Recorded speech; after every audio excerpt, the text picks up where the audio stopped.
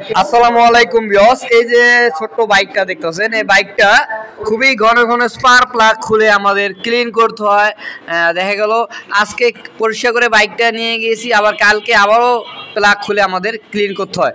তো স্পার প্লাগটা আমি খুলে নিলাম। এই দেখেন স্পার প্লাগটার অবস্থা, একদম ব্ল্যাক কালার, কালো হয়ে গেছে। আসলে এতটা কালো কখনো হয় না।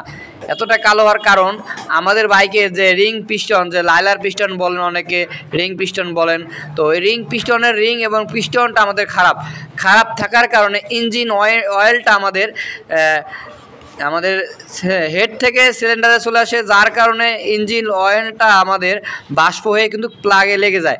তো এই জন্য আমাদের স্পার প্লাগ ঘন ঘন পরিষ্কার করতে হয় এবং স্পার প্লাগ ভিজা থাকে, আর স্পার প্লাগটাও বেশি দিন টিকে না।